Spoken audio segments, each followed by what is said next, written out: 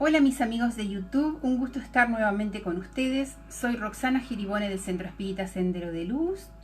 Si te gusta este video le puedes dar me gusta, suscribirte a la página para que te lleguen las producciones. Y en esta oportunidad le vamos a contestar una pregunta a Rocío López. Ella pregunta, ¿cómo nos roban energías los obsesores? Ya hay un video en este canal sobre el obsesor, pero igual lo vamos a tratar de explicar de otra forma para que lo puedan entender mejor, una forma de repente más científica, no tan espírita, para ver si lo podemos lograr entender un poquito mejor. Cuando aparece una dolencia, una enfermedad nueva, como por ejemplo ahora el coronavirus, tanto la ciencia como la medicina, para analizar esta enfermedad nueva, se basan en 5 aspectos fundamentales. Primero, ¿quién causa la enfermedad? ¿Verdad? Si es una enfermedad autoinmune, si es una enfermedad que viene por un virus, una bacteria. La fuente de contaminación de esa enfermedad, ¿verdad? Cómo se contagia, si yo tengo que tener cierto contacto con la fuente para contagiarme, ¿verdad? O cuál es la mecánica de la contaminación de esa enfermedad. Las señales que puede presentar esa enfermedad, los síntomas. Y lo más importante, la cura de esa enfermedad o la terapia. Hoy vamos a hablar sobre la obsesión espiritual y vamos a tratar de analizarla desde ese punto de vista. ¿Qué es una obsesión espiritual? La obsesión es una parasitosis.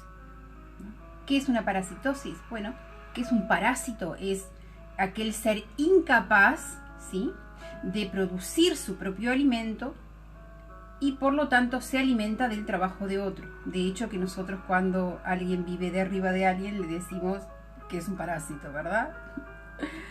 Bueno, ahora, la persona debe entrar en contacto con el obsesor para estar bajo un proceso obsesivo inmediatamente.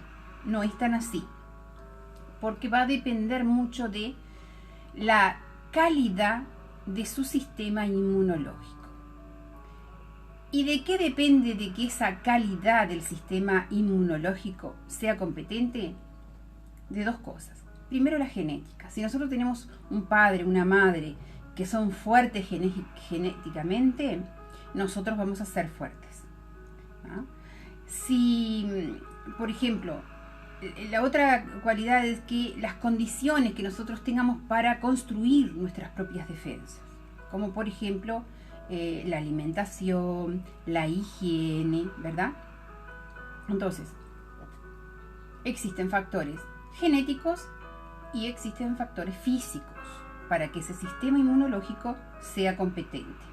Bien, entonces, está comprobado científicamente que la mente afecta nuestra salud. Si nosotros, por ejemplo, si estamos bajo un estrés severo, ese estrés produce una hormona que se llama cortisona, que es un poderoso depresor de ese sistema inmunológico.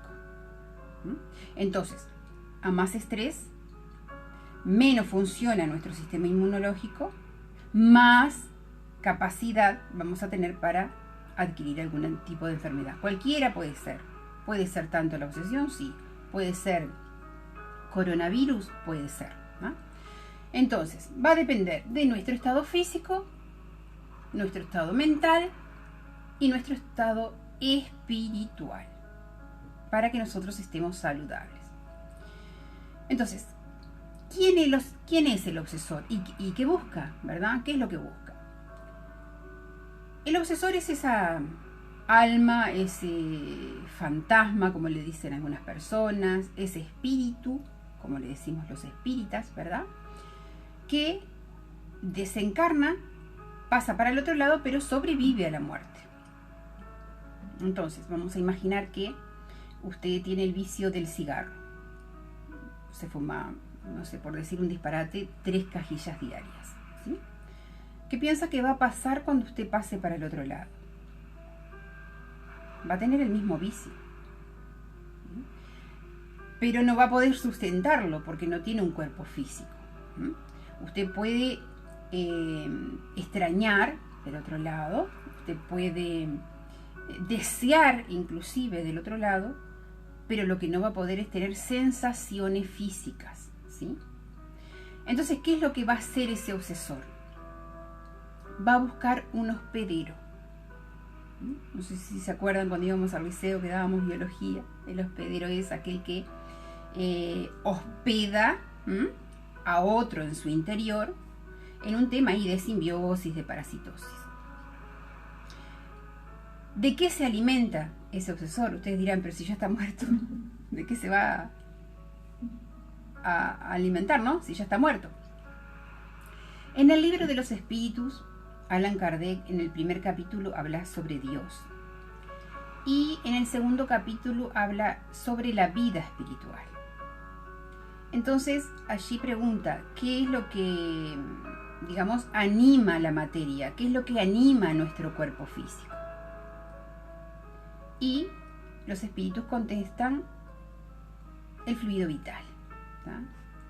O es la palabra que Allan Kardec utiliza, fluido vital. Cuando nosotros decimos fluido vital, nadie entiende de lo que estamos hablando. Entonces vamos a llamarle energía vital, ¿sí?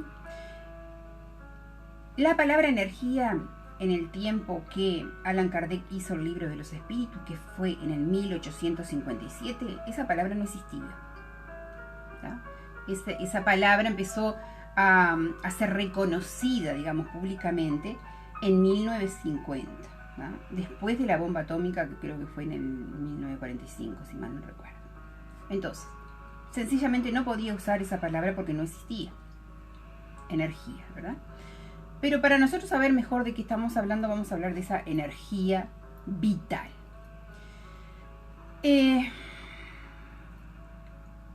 Mientras las células de nuestro cuerpo permanecen vivas, van transmitiendo información a nuestro perispíritu y de allí al espíritu. Y es por eso que nosotros sentimos sensaciones físicas. Porque tenemos vitalidad, tenemos ese fluido vital, esa materia vital. Ahora, si nosotros dejamos de tener ese fluido vital, nosotros desencarnamos, ¿verdad? Nosotros morimos. Entonces, el fluido vital es lo que nos permite sentir físicamente, nos permite tener esas sensaciones. Por eso es que necesita de un hospedero, para a través de él sentir esas sensaciones de fumar, ¿verdad? Porque él no va a poder tomar un cigarrillo, prenderlo y fumarlo, no va a poder. Entonces necesita de un vehículo. Bien.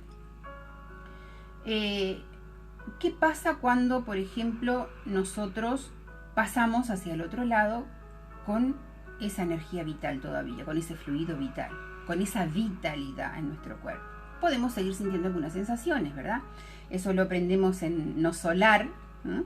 La película de Nuestro Hogar, donde Chico Xavier, a través del espíritu de André Luis, nos cuenta que, André Luis, de hecho, pasa para el otro lado como un suicida inconsciente, un suicida involuntario, ¿verdad? ¿Por qué? Porque él primero contrae sífilis, ¿sí? Luego se le complica porque fumaba, tomaba, y pasa para el otro lado como un suicida involuntario. Entonces pasa para el otro lado teniendo ¿qué?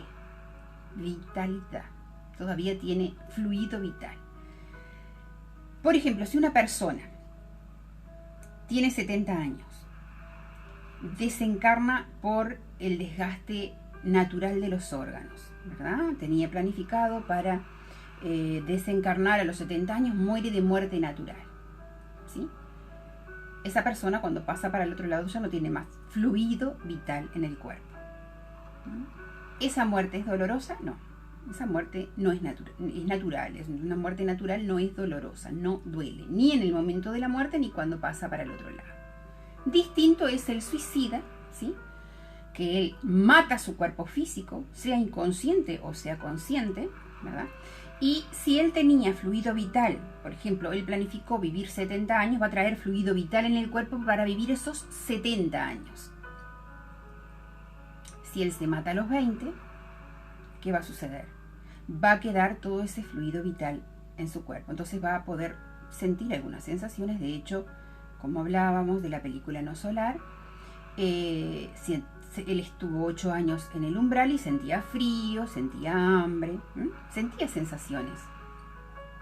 Entonces, por ejemplo, cuando usted bebe una cerveza, bebe 2 cervezas, bebe 3 cervezas y después sale a conducir y tiene un accidente y desencarna. ¿Eso es un accidente? No, eso es un suicidio inconsciente, porque ahí usted fue negligente. Entonces, parte para el otro lado como un suicida. ¿Tiene fluido vital? Por supuesto. Vamos a suponer que tenía 20 años cuando sucedió eso. ¿Esa muerte es dolorosa? Sí, y bastante. Porque cuanto más joven es la persona, más energía vital tiene en el cuerpo, ¿verdad? Y más dolorosa va a ser la muerte. Aparte, las muertes violentas siempre son dolorosas. Distinto es, por ejemplo, si la persona sale sobre un mandado a los 20 años, ¿sí? Lo atropella un camión y fallece en ese momento, ¿verdad? Desencarna. ¿Qué sucede ahí? Ahí puede ser que hubiese habido una programación. Él programó desencarnar de esa forma y a esa edad. Entonces traía fluido vital solamente hasta los 20 años. ¿Va a doler? Sí, va a doler. ¿Por qué?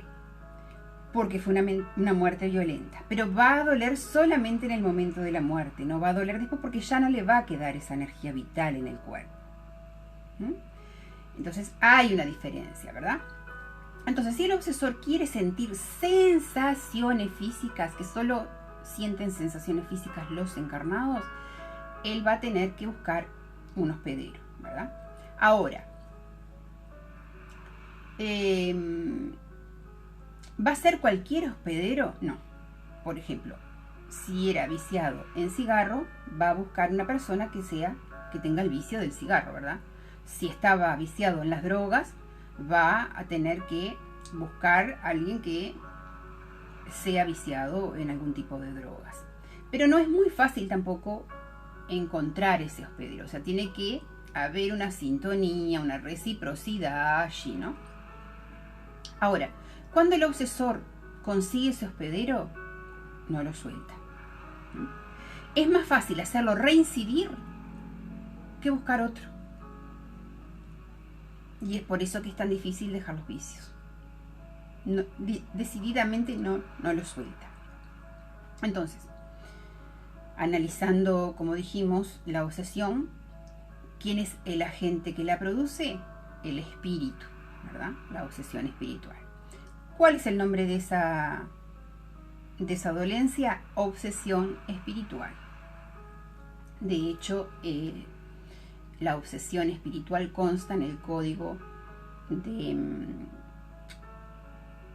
Internacional de Dolencias, ¿sí? Allí donde los médicos tienen para fijarse en todas las enfermedades. En el ítem 44.3 consta como obsesión espiritual. Entonces es una enfermedad espiritual, ¿verdad? ¿Dónde se contagia? ¿Dónde me contagio de una obsesión? Bueno, en ambientes contaminados, ¿verdad? Si la persona era, por ejemplo, viciada en el sexo, ¿a dónde va a ir a buscar un hospedero? A una biblioteca no va a ir. Va a ir a un antro, va a ir a un cine donde den películas condicionadas, ¿verdad? En fin, para poder elegir dentro de los que estén quién va a ser su hospedero. Entonces la obsesión es de origen comportamental, ¿sí? De hecho, hay algunos espíritus que se presentan en la mesa mediúnica y dicen así: pero yo no estoy molestándolo, yo no lo estoy obsesando, nosotros nos divertimos juntos. Ahí hay una sociedad, ¿verdad? Uno toma, el otro toma. Uno fuma, el otro fuma. O sea, uno es el que fuma y los dos sienten. Así es como funciona. Entonces, si usted se liga a un obsesor, ¿qué va a suceder? Usted va a fumar el doble para sentir la mitad. Y usted va a tener todo el perjuicio. ¿Por qué? Porque él toma junto con usted, pero el cuerpo es suyo. Quien va a sentir los daños va a ser su cuerpo físico. También es muy común que ese espíritu obsesor le pase al encarnado la enfermedad por la cual desencarnó.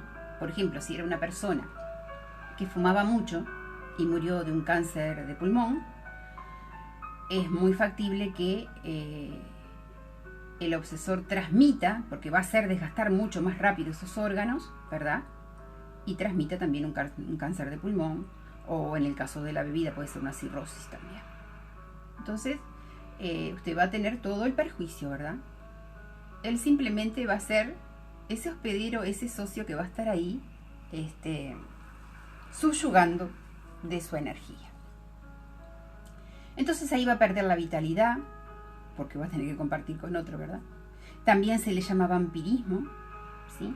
Y el primer síntoma o la primera consecuencia, mejor dicho, del vampirismo es la anemia, ¿sí? Porque las células del cuerpo sufren esa vampirización.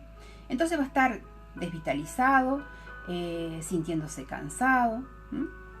Entonces, ¿cuál es el mecanismo de esa contaminación? Primero, la sintonía vibratoria. Nosotros sintonizamos con ese obsesor, ¿verdad?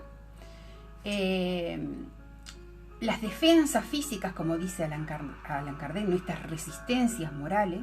Cuanto más resistamos nosotros a las cosas inmorales, menos vamos a estar a expensas allí de algún tipo de obsesor. Otra cosa importantísima, el padrón vibratorio alto. Hay muchas cosas que nos bajan el padrón vibratorio, como por ejemplo la violencia, la muerte de un ser querido, no sé, la finalización de un vínculo, de una pareja, por ejemplo. Entonces, baja ese padrón vibratorio y ahí la sintonía con ese obsesor es mucho más fácil. Entonces, ¿cuándo sucede eso? ¿Cuándo se controla ese padrón vibratorio? O sea, cuando nosotros estamos con el padrón vibratorio en alta, es muy difícil que podamos tener algún tipo de obsesión. Por lo menos no la parasitosis. Entonces, ¿cuáles son los síntomas? ¿Cuáles son las señales? Las señales. Síntomas todavía no, porque todavía no está la enfermedad. Primero son señales, ¿verdad? Algo malo, sentir esa sensación de algo malo, un mal humor, una irritación. Esas son los síntomas, ¿verdad? Entonces ese malestar, que es algo que sentimos, pero no sabemos muy bien lo que nos está pasando. Sentimos que algo no está bien, pero en realidad no sabemos el por qué. El mal humor es una alteración emocional, ¿verdad?, que va afectando nuestra visión de la realidad. Y la irritación es aquella alteración del límite de tolerancia. O sea, no todos tenemos la misma tolerancia. Cuando ese obsesor entra en nuestro organismo, a nuestro campo vibracional, se llama parasitosis espiritual.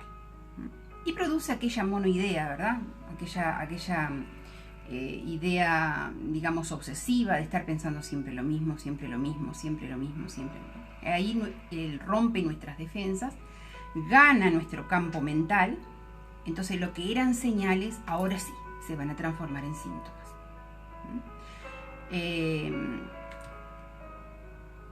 Va a haber una alteración también del comportamiento que se le llama dolencia mental. Por eso es que la obsesión es una dolencia mental, como ya les dije, aparece allí en el Código Internacional de Dolencias.